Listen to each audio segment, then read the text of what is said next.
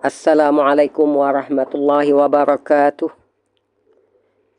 Alhamdulillahi rabbil alamin. Wassalatu wassalamu ala ashrafil anbiya'i wal mursalin wa ala alihi wa sahbihi ajma'in. Amma ba'd. Allahumma rabbi yassir wa la tu'assir wa tammim bil khair wa bika nasta'in.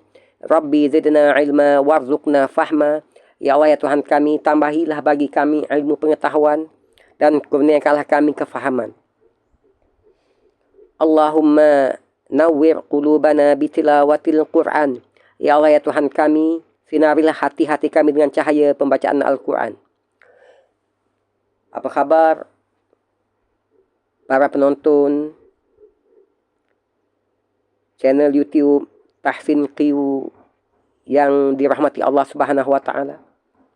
Alhamdulillah, dengan izin Allah Subhanahu wa taala dapat kita teruskan dengan sesi ketiga bagi hukum bacaan iltiqa'ul sakinain ataupun hukum bacaan nunul wiqayah ataupun hukum bacaan nunul wasal ataupun hukum bacaan nunul iwad ini, iaitu perbincangan tentang masalah bacaan yang tersekat disebabkan berlakunya pertemuan dua huruf sukun secara langsung pada bacaan wasal, yakni pada bacaan sambung. Di mana perbincangan kita adalah berhubung kait dengan cara untuk kita menghidupkan bacaan yang tersekat ketika mana huruf berharakat tanwin, yakni huruf yang berbaris dua, sama ada fathatain baris dua di atas, kasratain baris dua di bawah, ataupun dhammatain baris dua di hadapan, bertemu hamzah wasal yang diikuti oleh huruf sukun ataupun huruf mati, atau huruf bertasydid, yakni huruf yang bersabdu pada bacaan wasal, pada bacaan sambung.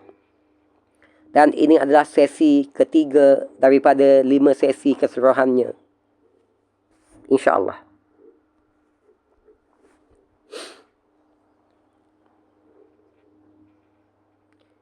Hukum bacaan iltiqa'ul sakinain, yakni hukum bacaan nunul wiqayah ataupun hukum bacaan nunul iwad ataupun hukum bacaan nunul wasal, yakni masalah bacaan tersekat disebabkan berlakunya pertemuan dua huruf sukun pada bacaan wasal, dan bagaimanakah caranya untuk kita hidupkan bacaan yang tersekat itu, yakni ketika mana huruf berharakat tanwin bertemu hamzah wasal yang diikuti oleh huruf sukun ataupun bertasydid pada bacaan wasal, sesi ketiga daripada 5.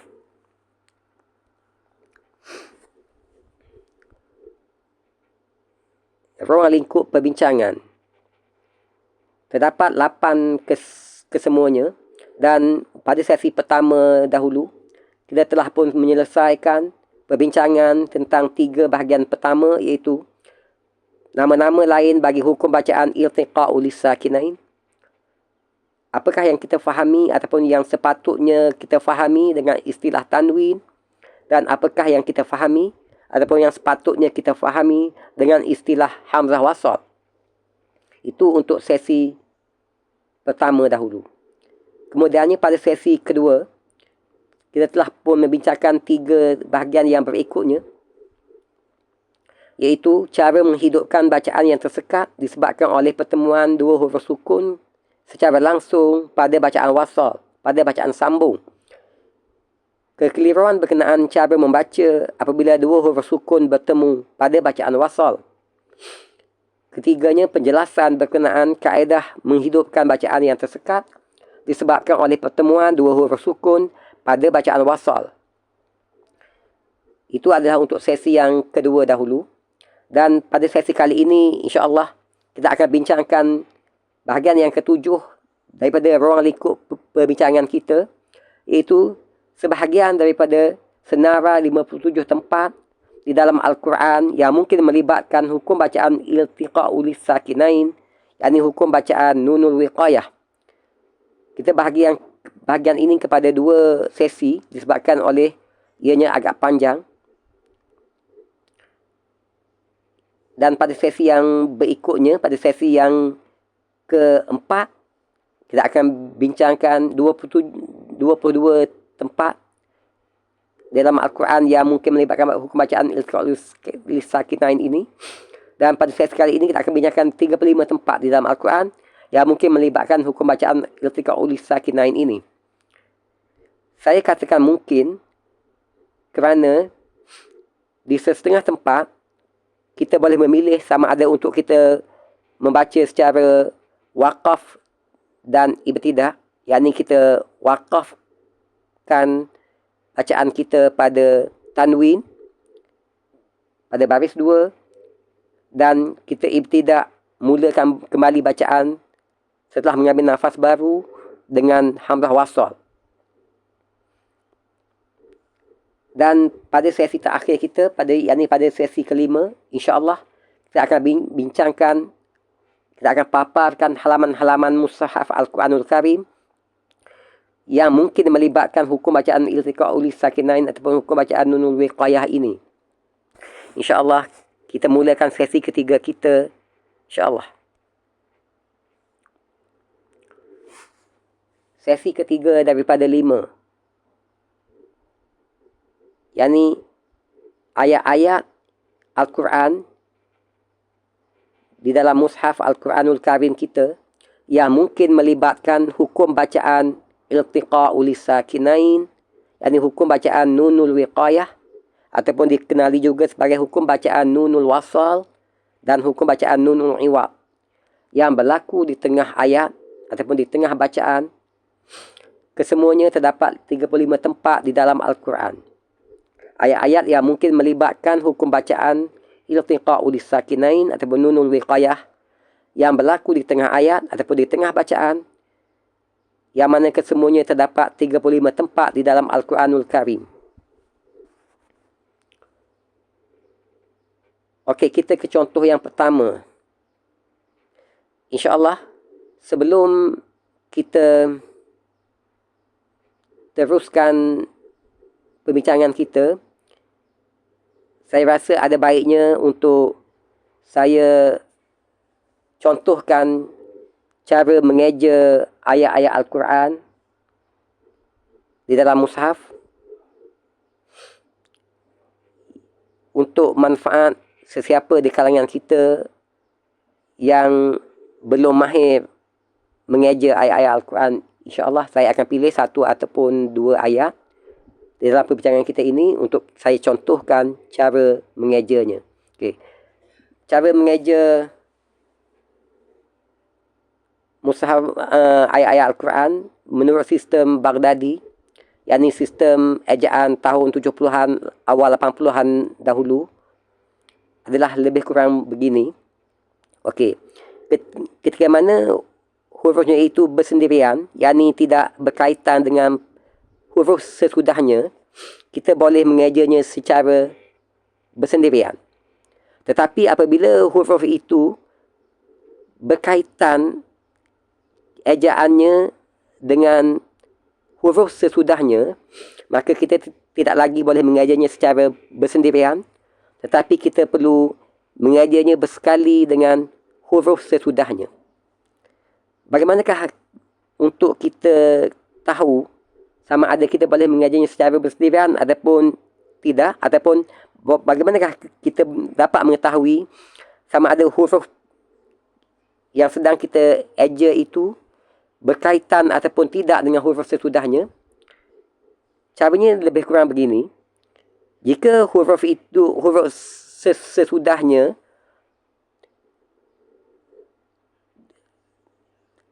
adalah huruf yang berbaris, sama ada fathah, kasrah, dhammah, ataupun fathatain, kasratain, dhammatain, tetapi di atasnya tiada tanda sukun, tanda mati, ataupun tanda sabdu, tanda tasydid, maka kita boleh mengajar huruf itu secara bersendirian kerana dia tiada kaitan dengan huruf sesudahnya. Tetapi jika huruf sesudahnya mempunyai tanda tasydid, tanda mati, tanda sabdu, ataupun di atasnya ada tanda sukun, tanda mati, ataupun huruf sesudahnya itu adalah hamzah wasal, maka kita tidak lagi boleh mengajarnya secara bersendirian, tetapi perlu kita libatkan huruf sesudahnya itu ke dalam ejaan kita. Okey, kita contohkan di sini. Kaf. Kaf, dhammah. Huruf sesudahnya ta. Ta itu berbaris kasrah, tetapi tiada tanda sabdu, tiada tanda sukun, tanda mati. Maka kita boleh mengajar kaf itu secara bersendirian. Kaf depan ku. Okey, kita lihat ta. Ta berbaris bawah, kasrah. Untuk kita mengajar ta, sama ada secara bersendirian ataupun tidak, kita lihat huruf ba sesudahnya. Ba itu berbaris fathah, tetapi tiada di atasnya tasydid ataupun sukun. Maka ta itu boleh diajar bersendirian kerana ba tidak berkaitan dengan ta dari segi ejaan.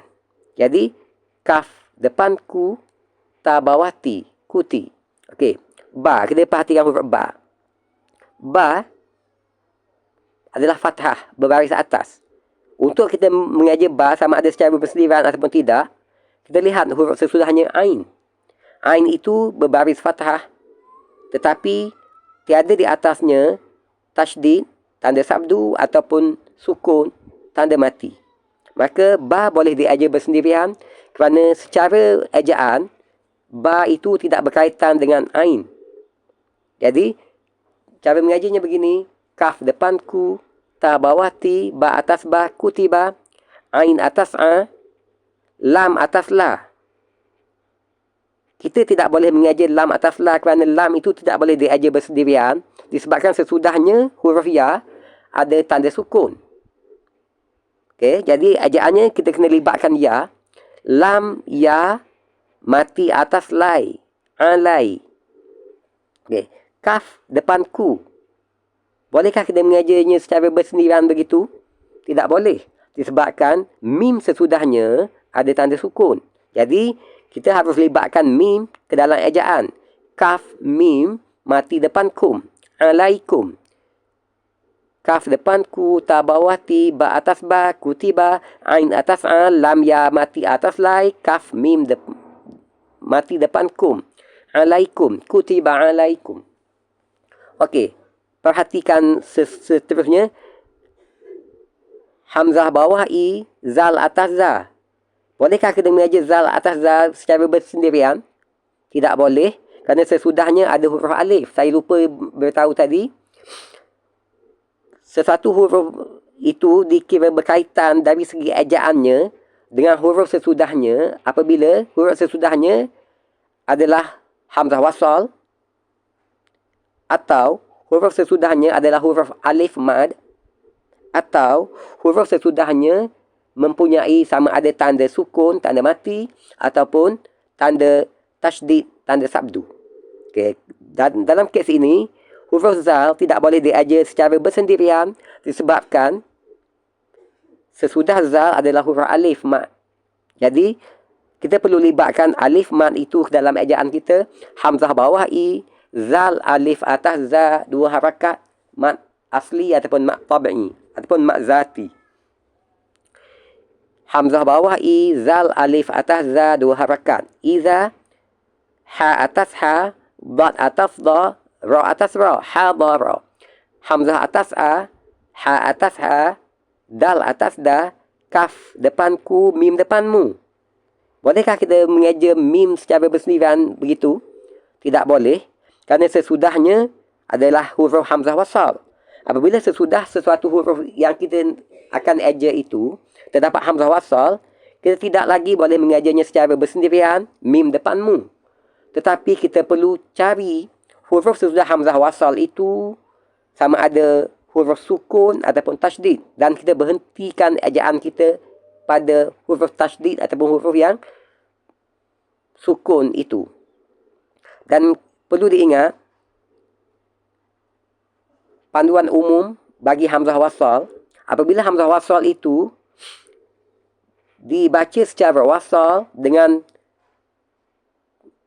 kalimat ataupun perkataan sebelumnya dan kalimat sesudahnya, maka hamzah wasal itu kita hazafkan, kita tiadakan, kita sembunyikan, kita hilangkan daripada bacaan kita.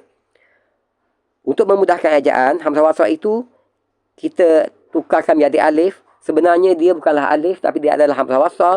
Tetapi cuma apabila dibaca secara wasal, hamzah wasal itu yang sepatutnya bunyinya sama ada a, i ataupun u, dihazafkan, dihilangkan, ditiadakan daripada bacaan, dengan mana kita menyambung, mewasalkan hamzah wasal itu dengan perkataan sebelumnya atau perkataan sesudahnya. Untuk memudahkan ejaan, kita tukarkan dia kepada alif.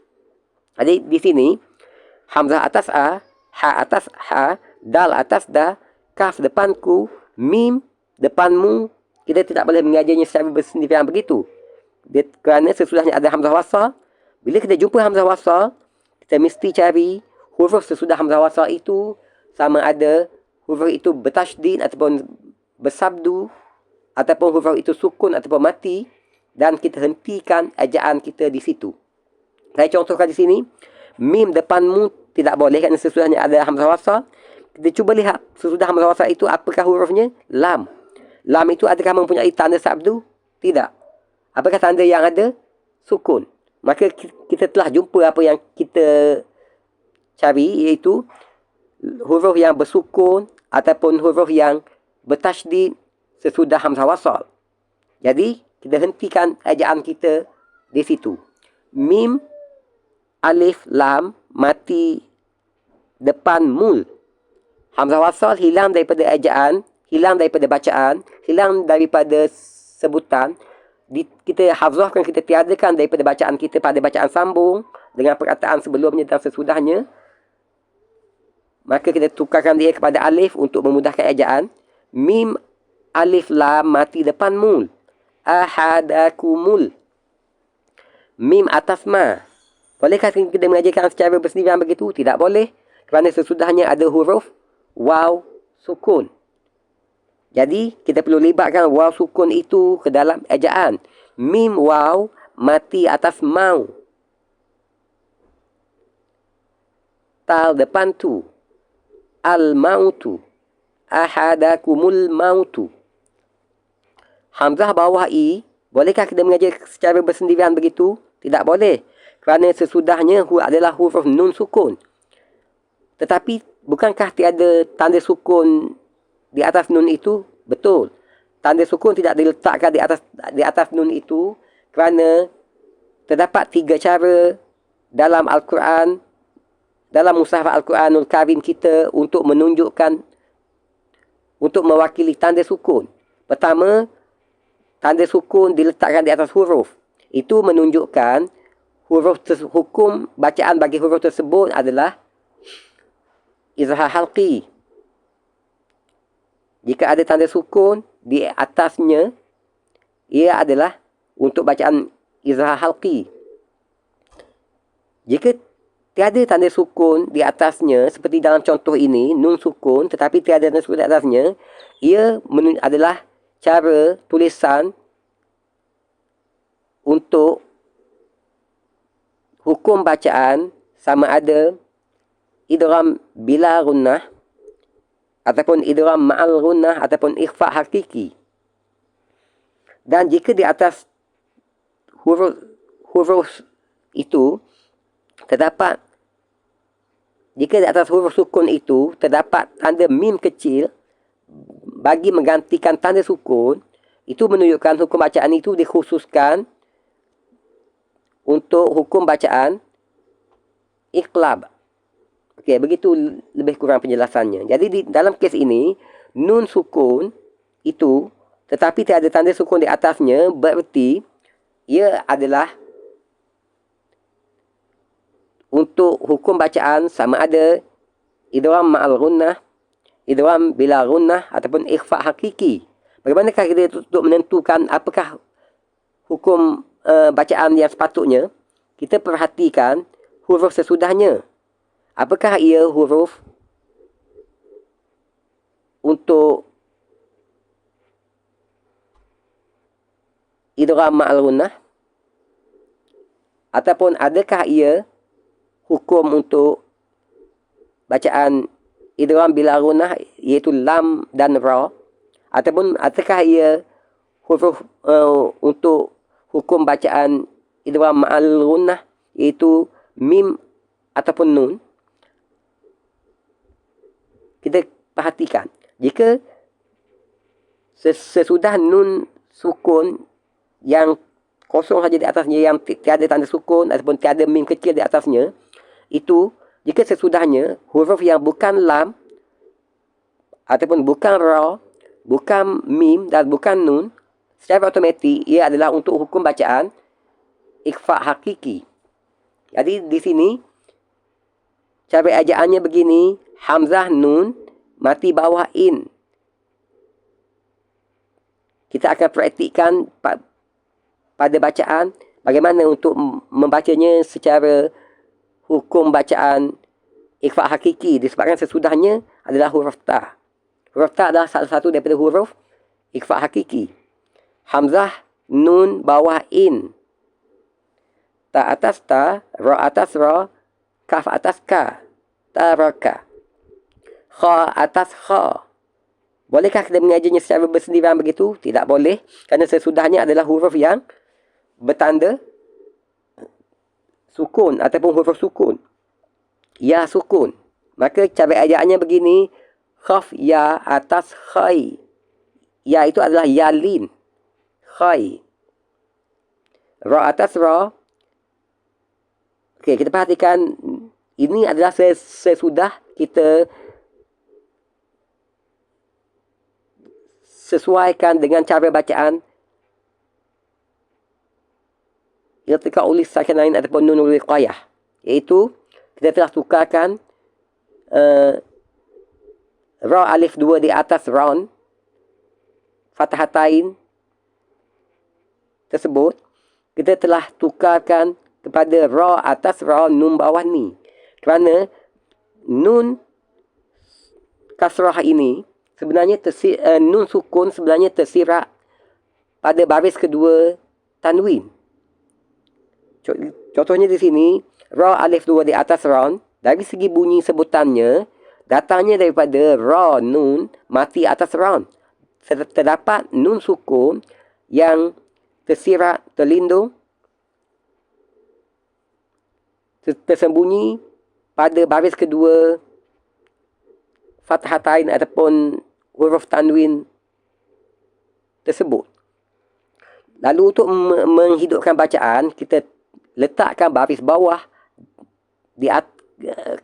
pada nun sukun yang tersirat pada baris kedua tanwin tersebut, untuk membolehkan hanya tinggal satu sahaja huruf sukun. Dalam kes ini lam sukun. Setelah kita ambil kira hamzah wasal yang telah kita hazafkan, tiadakan daripada bacaan wasal, maka tiada lagi pertemuan nun sukun dan lam sukun secara langsung. Tiada, maka masalah pertemuan dua huruf bersukun telah kita selesaikan dengan kita wujudkan nun kasrah, nun baris bawah, bagi menggantikan nun sukun yang sebenarnya tersirat, tersembunyi, terlindung pada baris kedua tanwin. Okay, maka cara mengajarnya begini: khaya mati atas khai, ra atas ra. Nun bawah ni tidak boleh kita mengajarnya secara bersendirian begitu, disebabkan sesudahnya ada hamzah wasal. Bila sesudahnya ada hamzah wasal itu kita hilangkan daripada bacaan sambung kita, bacaan wasal kita. Kita hazafkan dia, kita tiadakan dia, dan kita tukarkan kepada alif untuk memudahkan ejaan kita. Dan kita kena cari sesudahnya sama ada huruf yang bertanda sukun, bertanda mati, ataupun huruf yang bertanda tasydid, bertanda sabdu. Dalam kes ini, nun tidak boleh diajar secara bersendirian, nun bawah ni, kerana sesudahnya ada hamzah wasal. Kita cari huruf sesudahnya. Apakah huruf sesudahnya? Lam. Apakah tanda yang ada pada lam? Tasydid? Tiada tasydid. Adakah ada tanda sukun? Ya, ada tanda sukun. Maka kita hentikan ejaan kita di situ. Nun, alif, lam mati bawah nil. Khairan nil. Wa atas wa, sod bawah si. Bolehkah kita mengajar secara bersendirian begitu? Tidak boleh. Kerana sesudahnya ada huruf yang bersabdu. Yani ya tasydid. Maka kita perlu libatkan ya tasydid itu ke dalam ejaan kita. Sod ya, sabdu bawah si. Ya atas ya, ta depan tu. Wasiyatu. Itu adalah ta'ul marbutah. Ta tertutup. Okey. Secara umumnya, ta terbahagi kepada dua jenis. Pertamanya, at-ta'ul maftuhah. Ta terbuka. Ta yang biasa kita kenali. Seperti pada perkataan al-mautu dalam ayat ini. Dan yang keduanya adalah at-ta'ul marbutah. Ta tertutup. Yani, ataupun dikenali juga sebagai ta simpul. Okey. Apakah beza di antara keduanya? Okey. At-ta'ul maftuhah, ta tertutup. Ketika mana kita baca secara wasal, sebutannya adalah sebagaimana kita menyebut huruf T. Ataupun bunyi T. Ta, ti, tu. Tan, tin, tun. Dan pada ketika mana kita wakafkan huruf sebelumnya dengan ta itu sendiri, bunyinya tetap bunyi ta, bunyi ti. Contohnya, hamzah ta mati atas at. Dia kekal dengan bunyi ta pada bacaan wasal dengannya ataupun kita wakaf padanya. Tetapi ia berbeza dengan at-ta'ul marbutah, ta tertutup ini, di mana ketika mana kita mengajarnya secara, kita melafazkannya secara wasal, secara bersambung dengan perkataan sesudahnya, maka ia berbunyi dengan bunyi ta maftuhah ataupun bunyi ti, ta ti tu, tan tin tun. Tapi apabila kita wakaf pada ta marbutah itu sendiri, ta tertutup ataupun ta simpul itu sendiri, ia bunyinya bertukar daripada bunyi ta kepada bunyi ha sukun. Ha sukun. Okey. Contohnya di sini, apabila kita baca sambung dengan perkataan sesudahnya, al-wasiyatu lil walidaini. Bunyinya adalah bunyi ta maftuhah ataupun bunyi ti. Tapi apabila kita wakaf pada ta marbutah itu sendiri, maka kita bertukar bunyinya menjadi ha sukun, ha mati. Dalam contoh ini al-wasiyah, bukannya al-wasiyat. Al-wasiyah, kita tukarkan bunyi ta marbutah itu kepada hak sukun. Bukannya kita kekalkan ia dengan bunyi ta. Kita tidak berhenti dengan al-wasiyat dengan bunyi ta, tetapi kita berhentikan dia dengan bunyi hak sukun. Al-wasiyah. Begitu lebih kurangnya. Okey. Lam bawah li tidak boleh disebabkan sesudahnya ada huruf lam sukun. Kita kena ambil kira huruf sukun itu ke dalam ejaan kita. Lam bawah lil.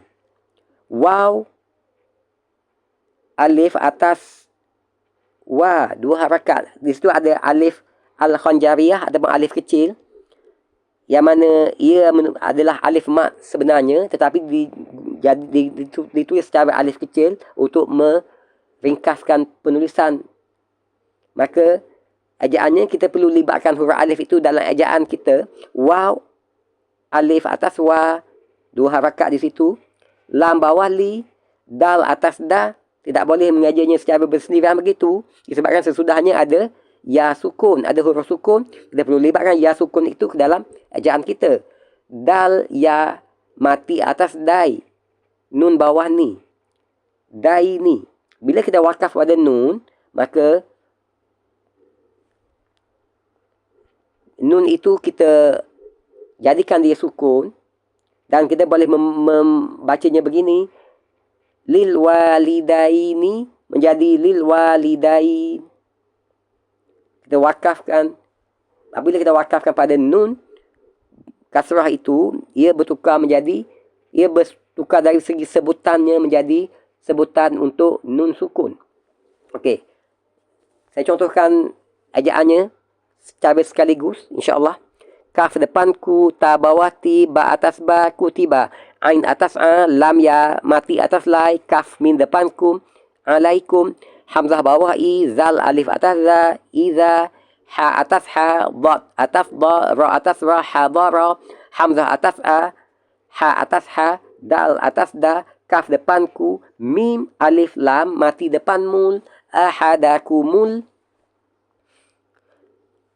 mim waw mati atas mau, ta depan tu, mau tu, hamzah nun bawah in, ta atas ta, ra atas ra, kaf atas ka, taraka, in taraka, khaya atas khay, khaya mati atas khay, ra atas ra, nun alif lam, mati bawah nil, khairanil, wa atas wa, sad ya, sabdu atas si, ya atas ya, ta depan tu, al-wasiyatu, lam bawah lil, lam mati bawah lil, waw alif atas wa, lam bawah li, dal ya mati atas dai, nun bawah ni, lil walidaini. Sekarang ini kita kembali kepada hukum bacaan nunul wiqayah ataupun iltiqa ulis sakinain kita ini. Semoga apa yang saya contohkan dari segi cara mengajar tadi memberi manfaat kepada sesiapa di kalangan kita yang belum mahir mengajar, insya-Allah. Okey. Cara bacaannya begini. Kutiba alaikum idza hadara ahadakumul mautu in Kutiba alaikum idza hadara ahadakumul mautu in taraka khairanil wasiyatu lil walidain. Khairanil wasiyah. Okey. Seterusnya adalah Al-A'raf ayat 8 surat 151. Cara membacanya begini. Wal waznu yawma idzinil haqq. Faman thaqulat mawazinuhu faulaika humul muflihun. Wal waznu yawma idzinil haqq. Faman thaqulat mawazinuhu faulaika humul muflihun.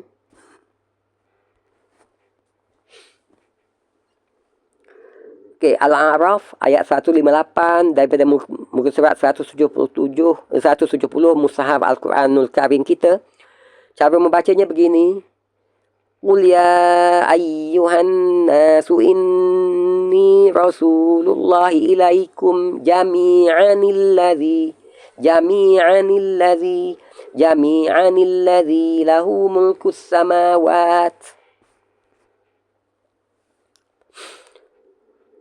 Al-A'raf ayat 164 muka surat 172. Cara membacanya begini. Wa idh qalat ummatum minhum lima ta'izuna qaumanillahu muhlikuhum aw mu'adzibuhum qaumanillah.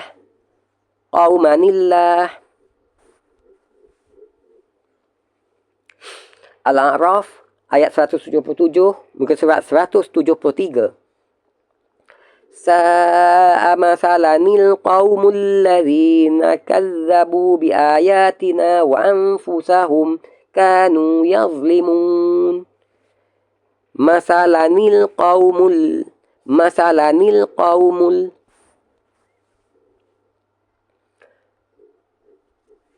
Perhatikan huruf yang di atas, yakni huruf yang tertulis pada mushaf Al-Quran. Dan perhatikan juga, tumpukan perhatian pada huruf yang berwarna pink, merah jambu, yang merupakan penyesuaian dari segi bacaan hukum bacaan iltiqa uli sakinain ataupun nunul qayah ini. Okay, cara membacanya begini. Daripada surah At-Taubah ayat 24 muka surat 190. Wa azwajukum wa ashiratukum wa amwalun iqtaraftumuha wa tijaratun takhshawna kasadaha. Amwalun iqtaraftumuha. Amwalun iqtaraftumuha. Okey. Seterusnya At-Taubah ayat 30 muka surat 191. Cara membacanya begini. Wa qalatil yahudu Uzairun ibnullah wa qalatin nasara al-masih ibnullah. Uzairun ibnullah. Uzairun ibnullah. Surah Hud ayat 42 muka surat 226. Cara membacanya begini. Wahiya tajri bihim fi maujin kaljibali wa nada Nuhun ibnahu wa kana fi ma'zil. Wa nada Nuhun ibnahu. Wa nada Nuhun ibnahu. Surah Ibrahim ayat 18 muka surat 257. Cara membacanya begini. A'maluhum karamadin ishtaddat bihi rihu fi yawmin 'asif. A'maluhum karamadin ishtaddat bihi rihu fi yawmin 'asif. Karamadin ishtaddat. Karamadin ishtaddat. Seterusnya surah Ibrahim ayat 26 daripada Mushaf Al-Quran muka surat 259. Cara membacanya begini insya-Allah. Wa masalu kalimatin khabisatin kasyajaratin khabisatin nijtussat min fawqil ardi ma laha. Khabisatin nijtussat. Khabisatin nijtussat. Al-Hijr ayat 61 muka surat 265. Cara membacanya insya-Allah begini. Falamma jaa ala lutinil mursalun. Falamma jaa ala lutinil mursalun. Lutinil mursalun. Lutinil mursalun. Seterusnya surah An-Nahl ayat 87 muka surat 276. Wa alqaw ila Allah yawma idhinis salam wa dhalla anhum ma kanu yaftarun. Wa alqaw ila Allah yawma idhinis salam wa dhalla anhum ma kanu yaftarun. Perhatikan. Yauma izinis salam. Yauma izinis salam. Seterusnya surah Al-Kahfi ayat 77. Muka surat 302. Fantalaqa hatta idza ataya ahla qaryatin istat'amaha. Qaryatin istat'amaha. Qaryatin istat'amaha. Suratul Kahfi ayat 88 muka surat 303. Cara membacanya insya-Allah begini. Wa amma man amana wa amila salihan falahu jazaa'anil husna. Jazaa'anil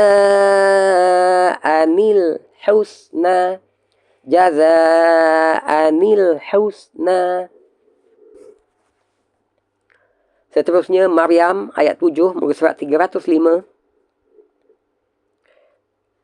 Ya Zakaria inna nubashiruka bi ghulamin ismuhu Yahya lam naj'al lahu min قبل سميا بغلام اسمه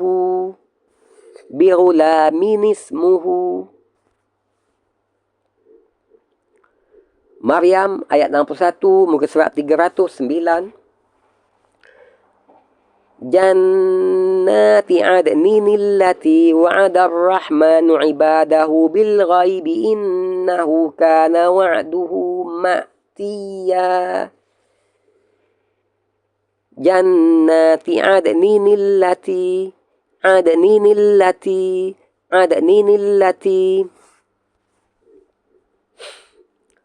Seterusnya suratul Hajj ayat 11a muka surat 333. Dalam ayat Al-Hajj ayat 11 ini terdapat dua tempat, maka saya bezakan dia dengan 11a dan 11b. InsyaAllah cara membacanya sebegini. Fa in asabahu khairun nitma'an nabih.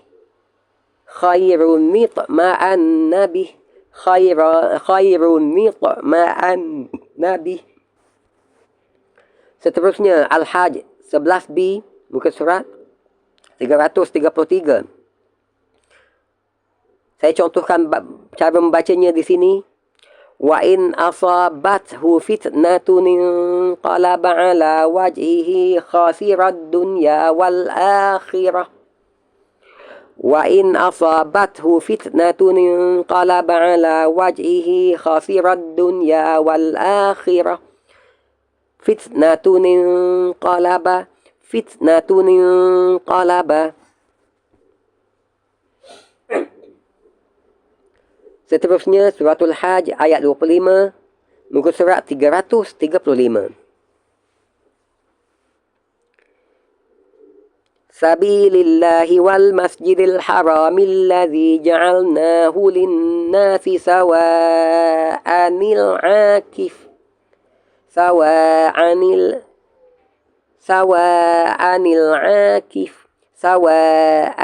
'akifu fihi wal bad. Suratul Mu'minun ayat 38 muka surat 344. In huwa illa rajulun iftara 'ala Allahi kadziban wa ma nahnu lahu bimu'minin. Rajulun iftara.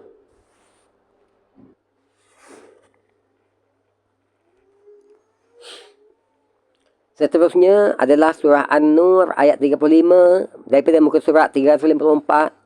Mushaf Al-Quran Nul Karim kita. Cara membacanya insyaAllah seperti ini.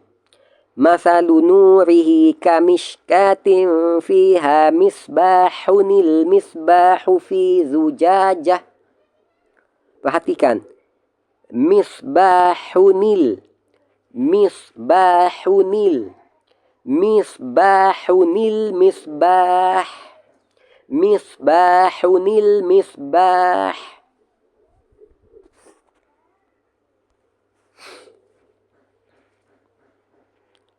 Suratul Furqan ayat 4 muka surat 360. Wa qala alladhina kafaru in hadza illa ifkun iftarahu wa a'anahu alaihi. Perhatikan. Ifkunif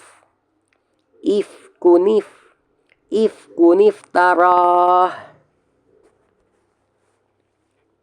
Seterusnya suratul Furqan ayat 26 muka surat 362. Al-mulku yawma idzinil haqqu lirrahman wa kana yawman 'alal kafirina 'asira. Al-mulku yawma idzinil haqqu lirrahmani wa kana yawman 'alal kafirina 'asira. Perhatikan yawma idzinil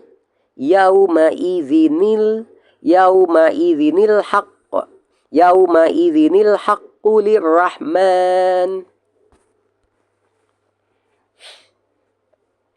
Seterusnya Asy-Syu'ara ayat 105 muka surat 371.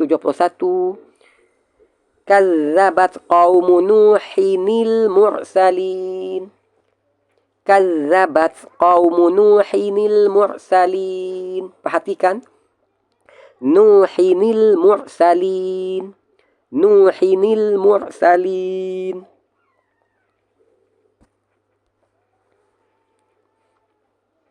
Seterusnya surah Asy-Syu'ara ayat 123 daripada muka surat 372. Cara membacanya begini. Kazzabat adunil mursalin. Kazzabat adunil mursalin. Perhatikan. Adunil. Adunil. Adunil mursalin. Seterusnya Asy-Syu'ara ayat 160 muka surat 374. Kazzabat qaumu Lutinil mursalin. Kazzabat qaumu Lutinil mursalin. Lutinil mursalin. Okey, seterusnya surah Sabah ayat 31 muka surat 431. Idhil zalimuna mawqufuna 'inda rabbihim yarji'u ba'duhum ila ba'dhinil qawla ba'dhinil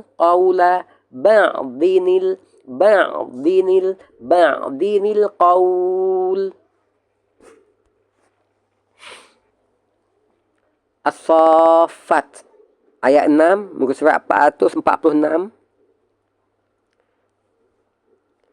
Inna zayyanna as-samaa'a ad-dunya bizinatinil kawakib. Bizinatinil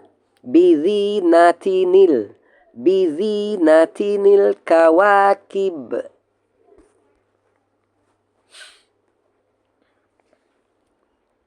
Seterusnya surah Ghafir ayat 8 muka surat 468. Cara membacanya insya-Allah seperti ini. Rabbana wa adkhilhum jannati 'adnin allati wa'adtahum wa man salaha min abaihim. Perhatikan adnin allati. Perhatikan ejaan di dalam mushaf yang saya tandakan dengan warna merah di bahagian atas, dan perhatikan dengan apa yang saya tandakan dengan warna pink, warna merah jambu di bahagian bawah ini. Adnin allati.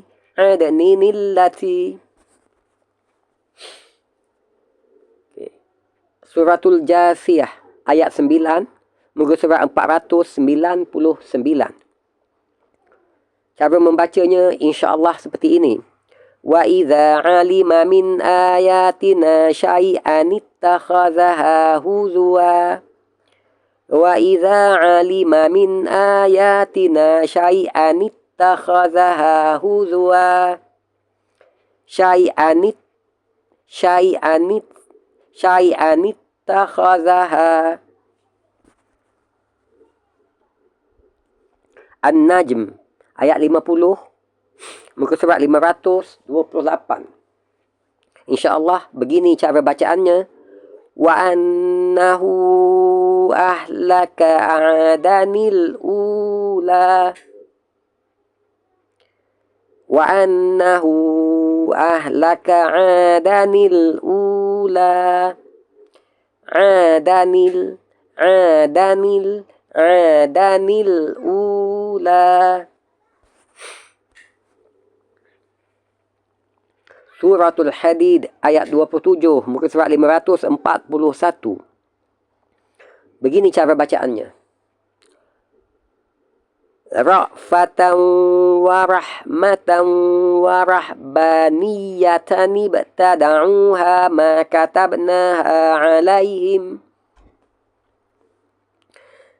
Ra'fatan wa rahmatan wa rahbaniyatan ibtada'uha ma katabnaha alaihim.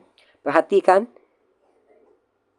yang bertulisan merah di atas dengan yang berwarna pink di bahagian bawah.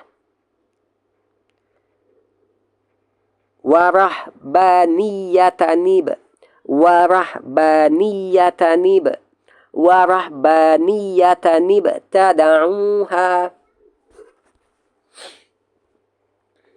Seterusnya suratul Jumu'ah ayat 11, muka surat 554. InsyaAllah begini cara membacanya.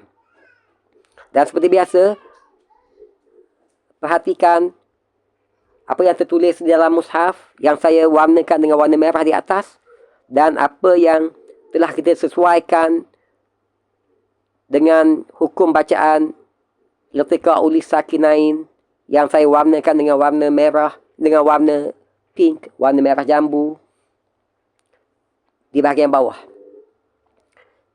Wa idza ra'au tijaratan aw lahwan faddu ilaiha wa tarakuka qa'ima.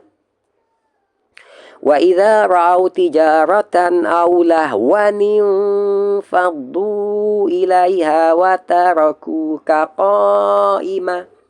Perhatikan lahwanin, lahwanin faddu. Seterusnya surah Al-Qiyamah ayat 12 daripada muka surat 577. Ila rabbika yauma izinil mustaqar. Ila rabbika yauma izinil mustaqar. Yauma izinil mustaqar. Contoh seterusnya Al-Qiyamah ayat 30, muka surat 578.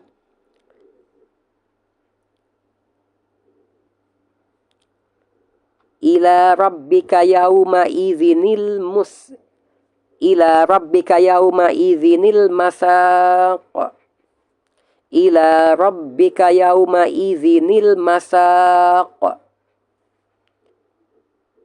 Yauma izinil masaq. Okey, alhamdulillah kita telah selesaikan bagaimana cara untuk kita membaca hukum bacaan iltiqa'ul sakinain, yakni hukum bacaan secara wasal apabila huruf berharakat tanwin berbaris dua bertemu secara langsung dengan hamzah wasal sesudahnya, dan dengan huruf yang bertasydid ataupun sukun sesudah hamzah wasal itu pada bacaan wasal. Untuk bahagian pertama, iaitu melibatkan 35 tempat di dalam mushaf Al-Quranul Karim kita yang mungkin melibatkan hukum bacaan iltiqa'ul sakinain ataupun hukum bacaan nunul wiqayah, ataupun dipanggil juga sebagai hukum bacaan nunul wasal ataupun nunul iwad ini. Dan saya katakan mungkin kerana di setengah tempat kita boleh memilih untuk membacanya secara waqaf dan ibtidah, yakni kita waqaf pada nun sukun yang tersirat pada baris kedua huruf tanwin,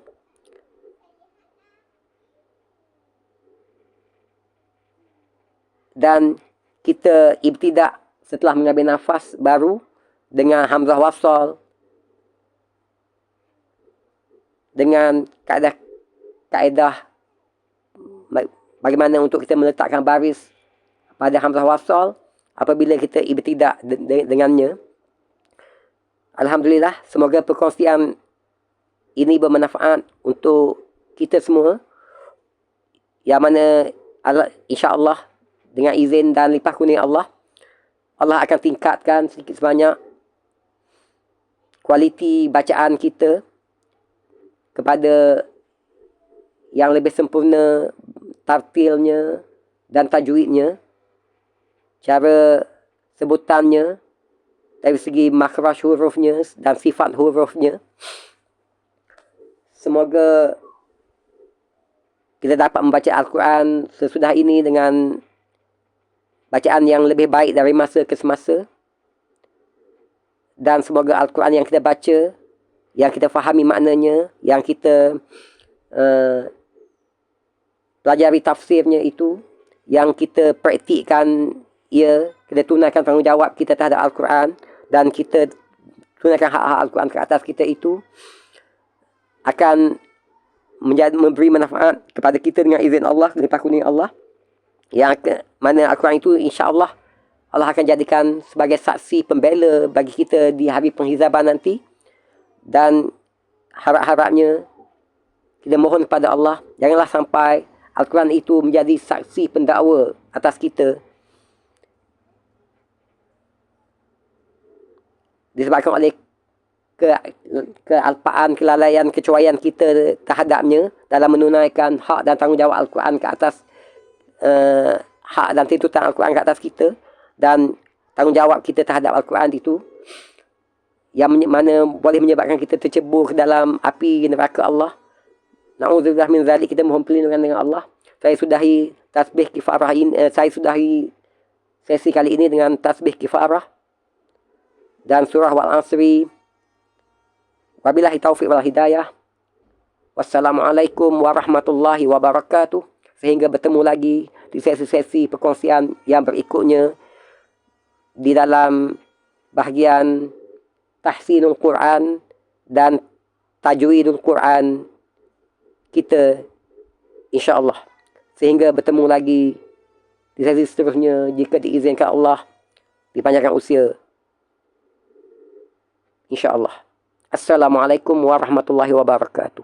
Terima kasih atas masa dan perhatian yang tuan-tuan, saudara-saudari, adik kakak, ibu bapa, sidang penonton channel Tahsin Q ini, di atas kesudian menonton dan masa yang telah tuan-tuan peruntukkan dan tumpuan yang tuan-tuan berikan, insya-Allah.